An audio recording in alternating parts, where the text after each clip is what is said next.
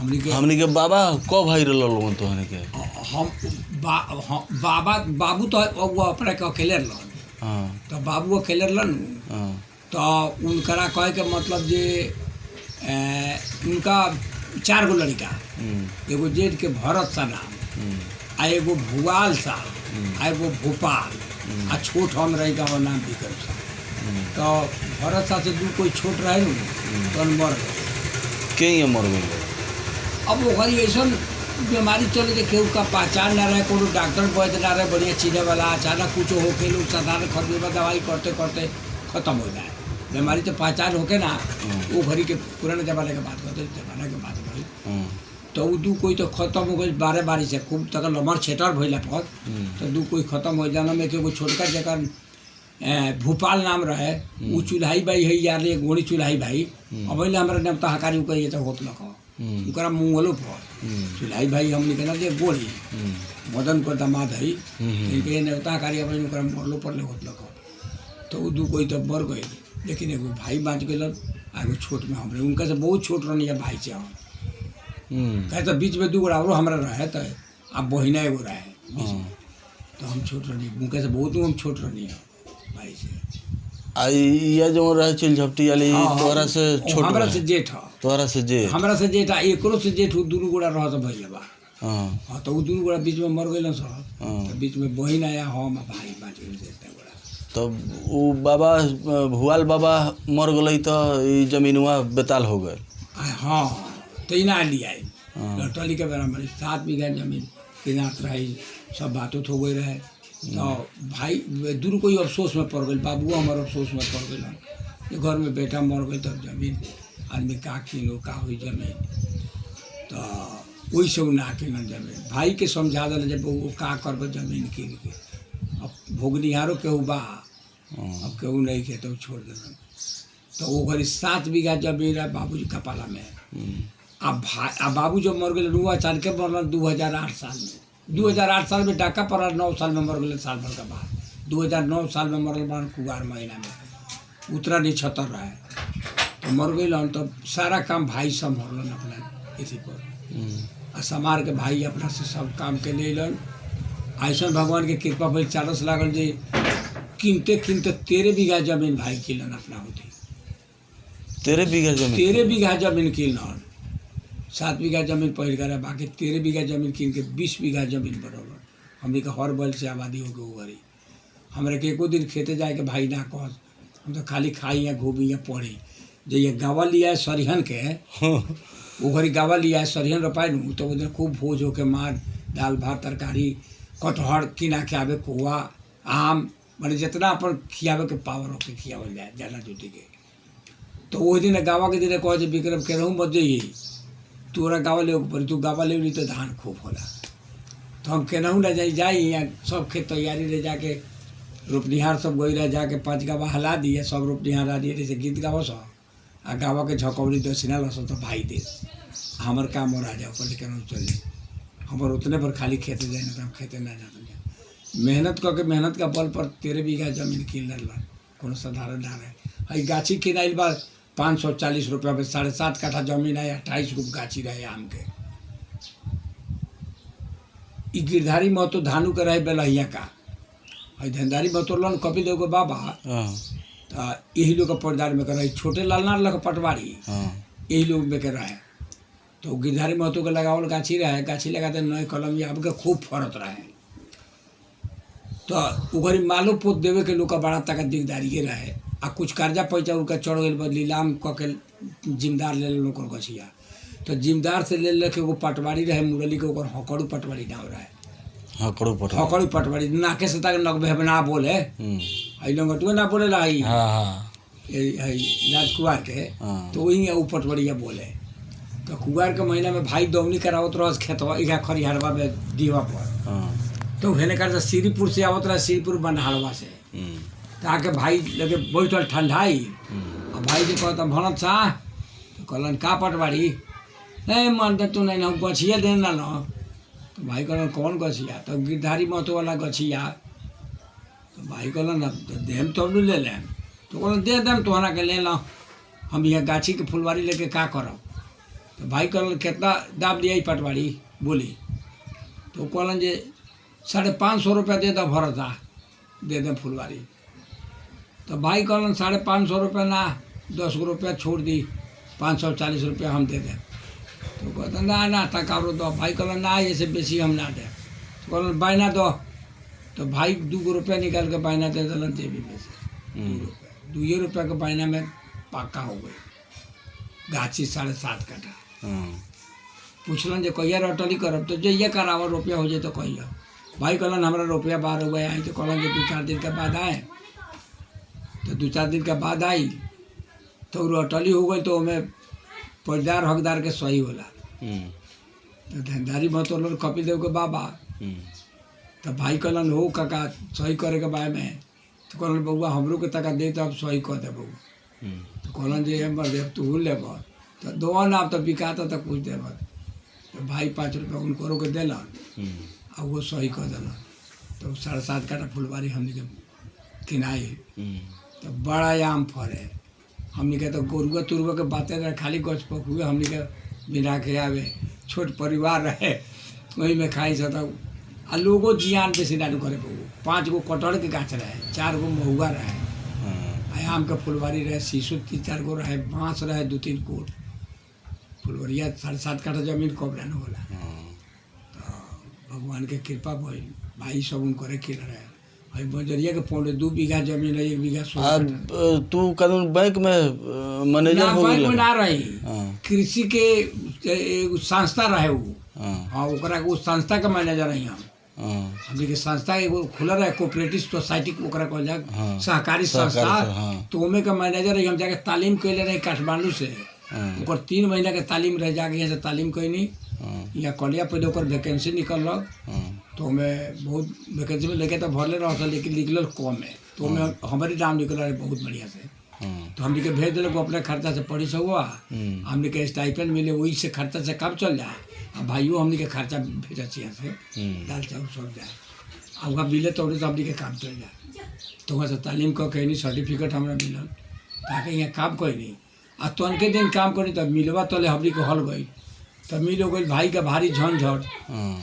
अभी मिस्त्री रहे 2 गोड़ा चलावस हो, धान कूटे के, आटा पीसे के, चिवड़ा कूटे के। भाई कबो आके मिल देख, कबो खेती में जा, कबो पंचायती के काम रहे। हैरान हो गए। हमारे कहलन बिक्रम नौकरी छोड़ दो, हमारा ना चाहिए नौकरी के काम। चुपचाप मिल में बैठो ना तो मिल पट पड़ जाई। हम खेती देखी कि पंचायती करी कि मिल चलाई। आ मिल तू ही हलौले बड़ा।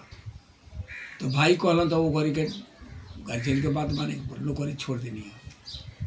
और बताओ नौकरी छोड़ के अपना कार में लागे। तो मिलो खूब चले, आमदनी कम ना रहे, बहुत आमदनी आवे एकदम बढ़िया। आज़ादी रहे। 10 रुपया हमहू धरी भाइयों के दी। आज़ादी जिरात किराई लू हम। तो भाई के लगे एको को ढेउआ ना रहे। बात हो गए बनारसी लड़का जिरात के। बाद में भाई का सोहरी अला 3 बीघा रहे।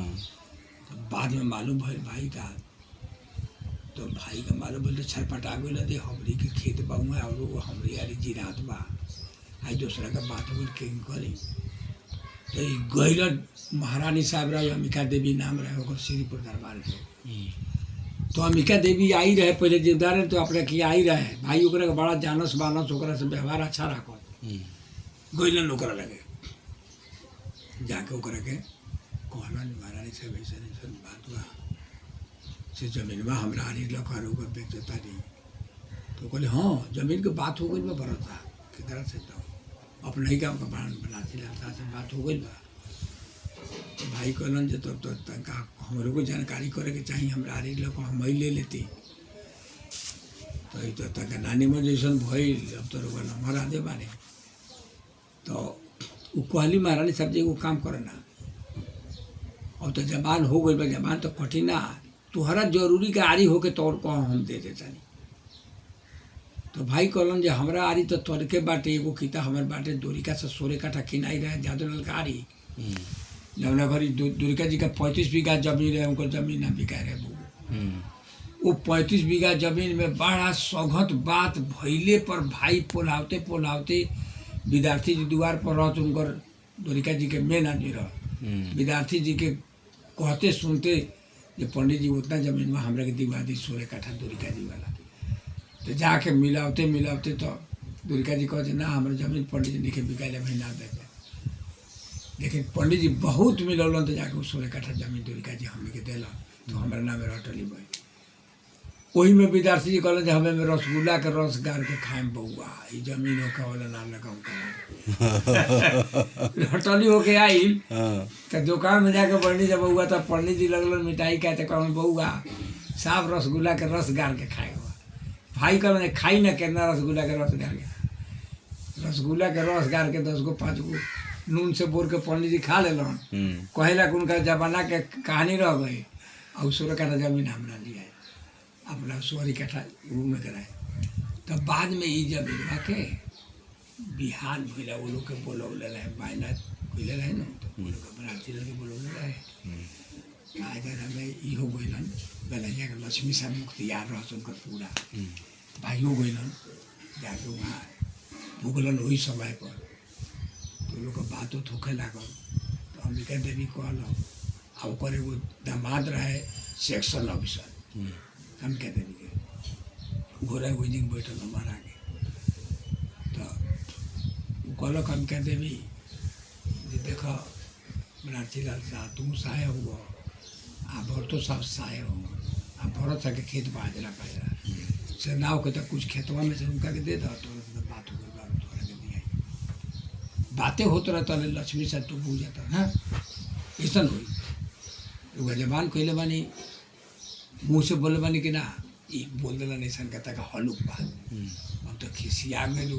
सेक्शन ऑफिसर करता कहल कि सीधे यहाँ से बहर लोग जा लो सीधे बहर तोरा के 1 दूर जमीन ना दिया कहाँ बैठल बड़ा तोरा ठेकान बा का बोलता तोहरा से जबान हो गई बा जबान ठीक है बा लेकिन हम जबाने से तो कहता नहीं जब भरोसा के यारी बा कुछ इनको को देता लोगन भरोसा बाड़न बाकी तोहरा के दिया तो तू कौन हिसाब से बोल रहा जब मुँह से बात कहने की कथे से बात कही बात करे के तरीका सीधे हमारा गेट आउट यहाँ से करो पुलिस के भीड़ लोग ये लोग तो सीधे हटा देना कॉलेज जात होने के बहना तहना कुछ ना मिले आपका भाई से कहता भरता तू रख ले बस भाई कहना जरूर सो तो पैसा हमें लगे उतना नहीं खेता है पैसा बादे में तू दी हमारे तोहर पर विश्वास बा हम दे दें कुछ पैसा महीना में लगे हिसाब करो तो भाई कहल बिहाना बता नहीं हजूर हम महीना में लगे हिसाब करो ठीक बजा बिहाने हो भाई अल हमारा देखो विक्रम देगा तो अल नहीं के ऐसा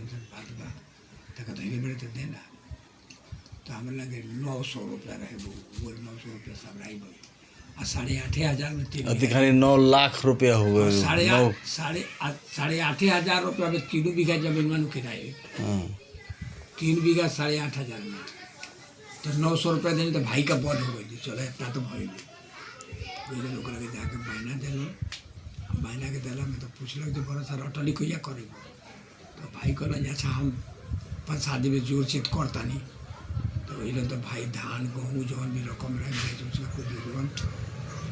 तनका मनका हित परित से बंगलन फिर हमरो से कहल विक्रम भैले हुए दुकाव चुनाव तो धर तक और दे खेत की नाता तो थोड़ा बहुत और रहता मिला जुला के हमहू देनी तो उमें अब हमने के तीनों परिवार के सहमत रहे एक में रतलाल भाई रह सुखराम भाई रह तो वो लोग कहल जे बल्कि बुआ होना होगा तो तका तका हमनी के दौना 3 किता बा तीनों भाई बांट ले जाने कह किता तो भाइयों कहलन जे तो भाइये न होगा सदा ठीक है बा ले लो से कह किता तो यो लोग ढेउआ मिलाओ लो आ 3 किता जमीन में हमने के कह किता रखा गए पूरा जिराते अपना पूरा जिराते तो एक किता दक्षिणवारी बा तो सुखराम भाई के रहे तो बेचना तो 25 टका किनाई बा आ बीच वाला रहे तो सतलाल भाई वाला तो इनकर बढ़ले बा आ ओकरा से उतर हमनी वाला रहे तो हमनी का बढ़ले बा ओकरा से उतर दौड़ के आला रहे जादू डाल के यारी 16 कट्ठा तो हमनी कोने रह गए अब पहिलका सब ये यहाँ से लेकर डोड़ा के कानी तक ले ये हमनी की जमीन है ओहू जमीन में बड़ा तेला बेला भइल बा 22-24 कट्ठा जमीन हमनी के बड़का कोला जौन लोग बनौले रही जीना से लेके पश्चिम तो 24 कट्ठा खेत हिस्सा रहे जेना काका के रतन भाई रहन मंगल वाला रखलो तो कर्जा में लगा दे प्रसाद शाखा भोला काका गेना काका कर्जा खोले रहे लो ई लागे रहे उनका आई 24 काठा खेत एगो बुढ़िया रहे तेली रहे एने कवही मधुरी के तो यहाँ रहे तो हमरा घरे आवे तो हमार मातारी ओकरा के बड़ा सेवा करे देह में तेल उल बोले खियावे अपने के यहाँ बुढ़िया मुस्मात रहे तो ये 24 काठा खेतों कर लगी तो बुढ़िया खेतवा बेचला तो बाबू कहलन जे दे ना दिया खेतवा हमरे के तो हाँ तोहरे के दे दे खेतवा हमरा से बात उत हो गई बुढ़िया से मातारी में बड़ा सेवा कर ले ओकरो माया लाग गई तो खेतवा हमने के देगो बोगो 24 काठा खेत बात हो गई 24 काठा खेत बात हो गई तो रोहटली करावे जाए के बाद जहिया तो भाई बाबू रुपया पहले के तैयारी भेल रोहटली करावे खातिर तो गए रोहटली करावे तो प्रसाद साल लिए राजेंद्र बान ये लोग के बाबा उनके बाबू के बाबा माने हिलालाल साहब के तो सुनना जे दादा ये हमरे यारी खेत भाई 24 काठा आज दूसरा का रोहटली हो जाई तो बड़ा मुश्किल हो यही बेरा के बेरा रहे बेचारा भाई दोतोन हाथ में ले लो बहुत हो जाते लोग खेत का सूट सही पर दोतोन खोज के है पाजरा में और रुपया लेके चल दिल कलिया कचहरी में मालपुर बाबा हाँ उनकर हिरल के बाबा प्रशासा आए ने हमारे बाबू गोल मान रोटली करावे बुढ़िया के लेके वो लोग जाके तोन पाइट भोज ले बुढ़िया के तनका रुपया बढ़ा दे रख लो जे दे दे जमीन हमरे के रोटली पर आइल बड़े तो दलाल भीड़ तो बुढ़िया के झोलियाते तो घुमा देना अब बुढ़िया करवट गई कहता जब अब उनके के जमीन दे तो बाबू कहलन जे तो बड़ा बेताल करे तोरा कितना सेवा कइले बाड़ी सारा जमीन करवट तारे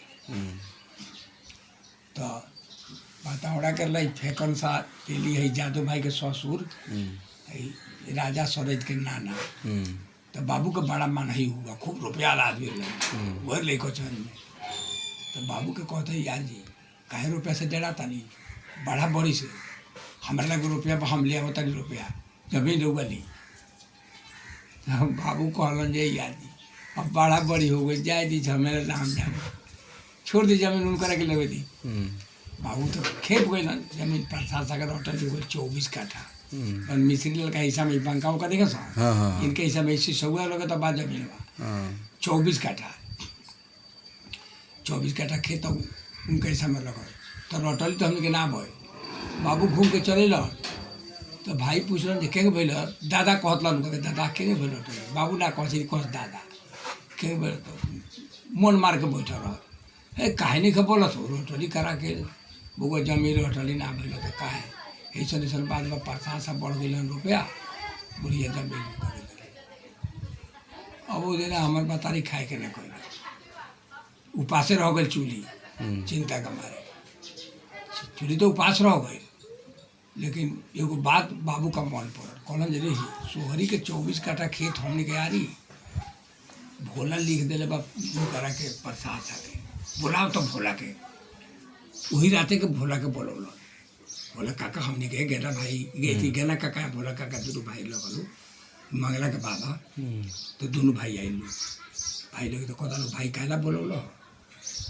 बाबू कहलन जे देखना तू अपन खेत सोहरी लिख ले बाड़ी प्रसाद के तो हाँ लिख दिले बानी वही जोत के खा लन उनका कर्जा बा हमरा के बाबू कहलन देखना ऐसा सर बात बा 24 काठा खेत पछारी में कबरे रोटली हो जात लख तो जाके बड़ा बड़ी कह के खेत ले लेलन हमने के ना भइल इनको बड़ा सुख में बानी साहब चिंता में से ना होके तो कितना धान खैले बड़े चल बिहान हम धान देता फिर दे उनको धान खेत जोता जा तो अपने डकैत आदमी रहे भोला काका उनका डोलका बड़े थरथर लोग खा उनके प्रसाद के खोसी चोरा के खा गई तो कोनो बाबूत के हिम्मत ना पड़े बोले भोला का लगे फरसा उठावा काटिए तो दूर को भाई जो बेची भाला भाजत ली वो तो बोला का कहलाई भाई घबरा मत बिहान भोरे उनका लगे पुगता नहीं हम जाके यही बेरा जाता नहीं कहते बिहान अब हिसाब किताब करो अपन धाल नंबर खेत छोड़ो ये सलाह भैया वो रात के भोला का चल दिली दुआर